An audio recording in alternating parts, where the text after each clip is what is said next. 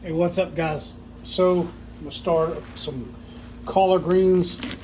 These got to cook overnight. It is 4 p.m. in the afternoon, so I need to go ahead and start cutting these up. I added a little bit of bacon grease to the bottom of my crock pot before I went to the farmer's market to get these.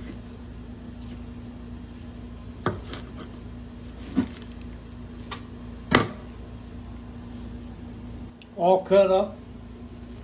Add a little bit of water.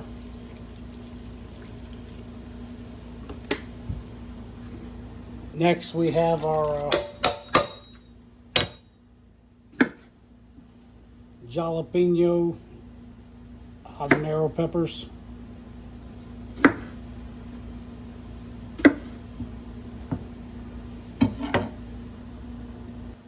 No need to cut them up really small because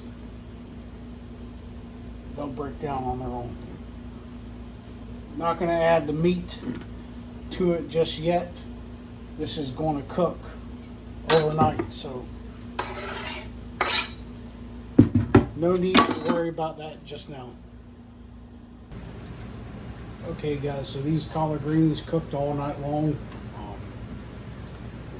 Got them broke down. Go ahead and season them, and I added a little bit of olive oil. I like to use garlic salt.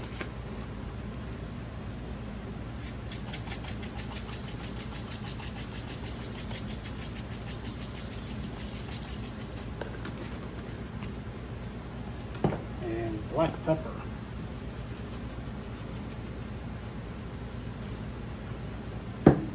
For the meat choice, I'm going to use beef neck bones, which I've never used before, but I was at Publix and seen them, and I just asked Google, was it a good seasoning for collard greens, and Google said it was an excellent seasoning for collard greens, so figured we'll give it a try. So I cranked this cooked all night long on low heat. So because I'm just now adding the meat, I cranked the temperature on the crock pot up to high, which we all know crock pots don't get super hot. Just so you know, I take it out of the cooker and put it here just because it's where I got my cooker set up.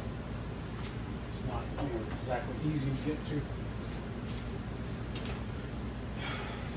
To go with all that, I got a set of St. Louis style ribs, trimmed up, marinated with this here, cilantro, lime, and garlic. I've never seen this before, but figured I'd try it. And then I got my favorite cut of chicken, which is the thighs. Those will be going on the smoker here in a little bit. Yeah, you see what I mean about where my crock pot is? It's a good spot for it. I don't mind the inconvenience of having to, pull it in and out. That doesn't bother me at all. It's a good spot for it. Alright guys, I just got my chicken and ribs out of the marinade. And I got the ribs here on the bottom. I'm gonna let them sit for like 10 minutes in these paper towels just to dry them up a little bit. Get the marinade, it's not so thick on them. All right, so I got the coals getting started out there on the grill. I'm gonna go ahead and season the steak up. I'm gonna put a binder on the ribs there and use mustard, and then I'm going to season it with this Myron Mixon rub dub rib rub. And for the chicken, this seems to be a favorite. This Creole seasoning seems to be pretty good with chicken, so get that going. All right, I did one side of the ribs, one side of the chicken, and I'm just going to let the seasoning kind of set in for maybe 10 minutes then I'll flip it over and do the same thing. I did remove the membrane off these ribs. I just did it because, you know, I'm the type that I could take it or leave it, and if the membrane pulls off easy, I'll yank it off. If it gives me a hard time, I just leave it on there. That's how I make my decision on that. All right, I got the ribs all seasoned up. They're ready to go. Ribs and chicken, I mean to say. They're ready to go. Got to go outside and get the coals arranged for the slow cook. All right, the way we got the coals set up, this is how they're set up for slow cooking on a Weber kettle grill. This is called the slow and sear. It's got your chamber here for your coals, your chamber here for your water. Food obviously cooks on this side. So we like some coals on this side here, let them get hot, and we spread a little bit of our coals out so that they'll cook slowly across. We're going to go ahead and add some wood.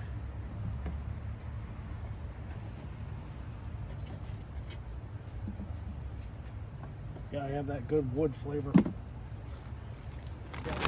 the wood added. Add some charcoal here.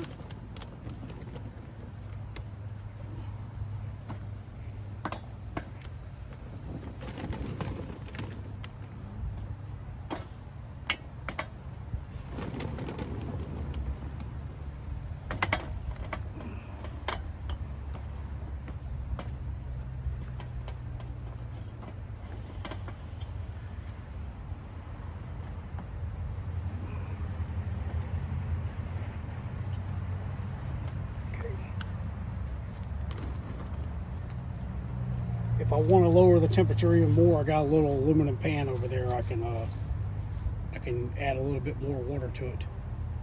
All right, it's about near 12:30. I'm going to go ahead and place the lid on this and let it cook in this smoke for several hours, maybe an hour and a half on each side for the ribs, and then I'll wrap it in foil. I'm not entirely sure yet. We'll have to see how it goes. And like I said, if I want to lower the temperature a little bit more, I've got one of those little meatloaf pans, little aluminum pans. I could put that right here and add some more water to it, and that'll help this cook slower if I need it to. But I don't know yet if that's going to be a need, so we'll check back in a little while. All right, guys, this has been on about an hour. I just came out here and checked it a second ago. Checked it a second ago. It's a lot darker than I expected for 1 hour, so I did go ahead and take my old aluminum pan there I got there and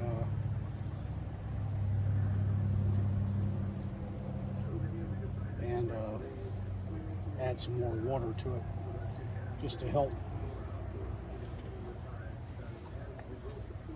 add a little bit more moisture in here so it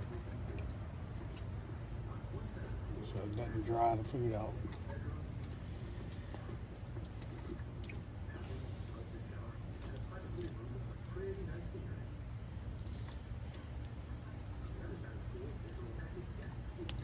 A little apple cider vinegar.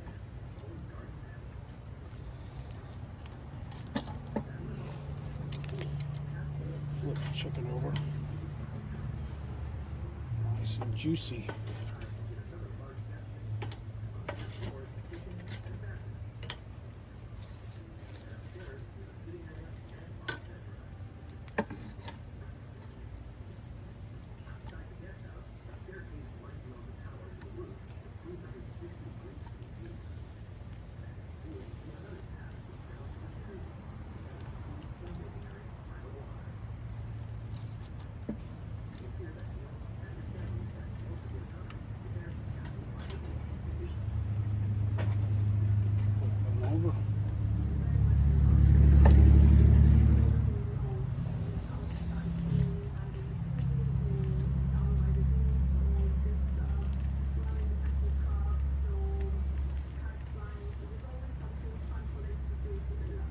Maybe another hour on this side, and then maybe we'll wrap them up.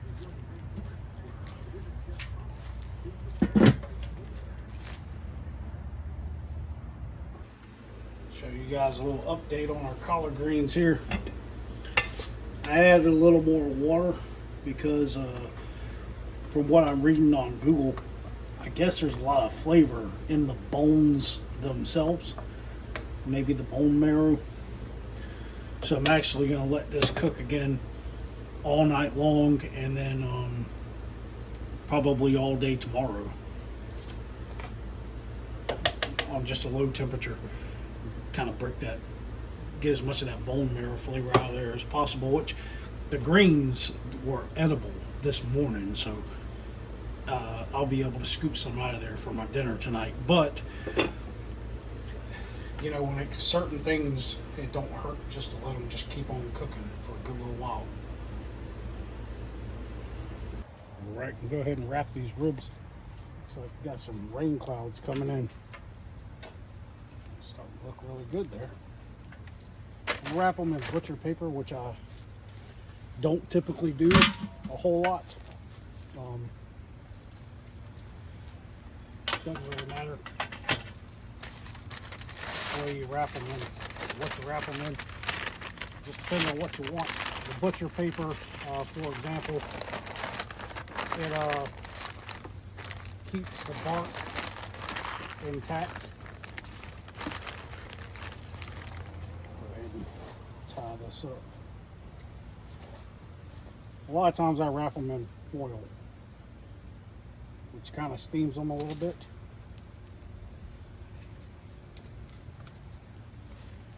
Just kind of, it's my last piece of butcher paper anyway. Might as well go ahead and use it on up.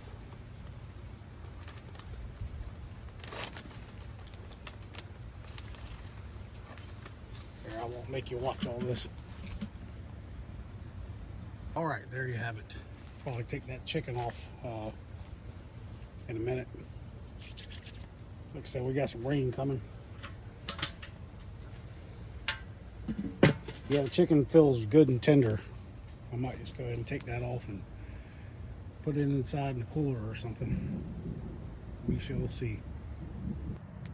All right, guys. So these ribs cooked for 2 hours, uncovered. Flip them over, hour on each side. Make sure each side has some good color to it. And they cooked 2 hours wrapped in that paper there.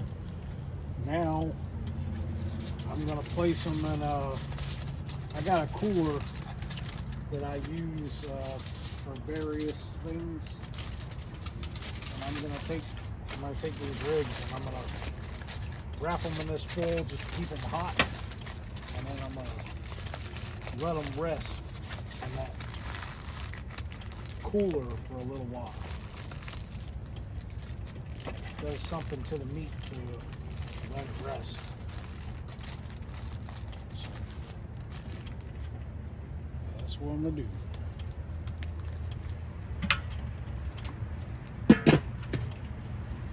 Take this on in there, let it rest maybe an hour or so, and then I'll cut them on up and I'll show you that.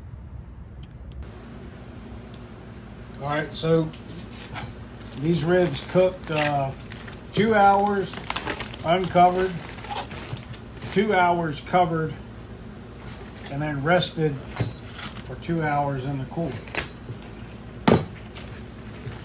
Altogether 6 hours.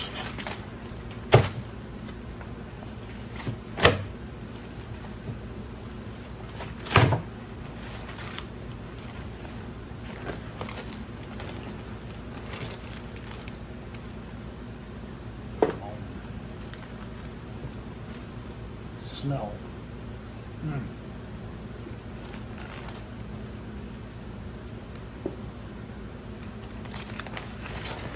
I really wish you guys could smell this. You have no idea. It smells absolutely amazing. All right, so when you cook in the aluminum foil, you get a much more tender rib. When you cook in the butcher paper, it's a little more firm, but the bark maintains itself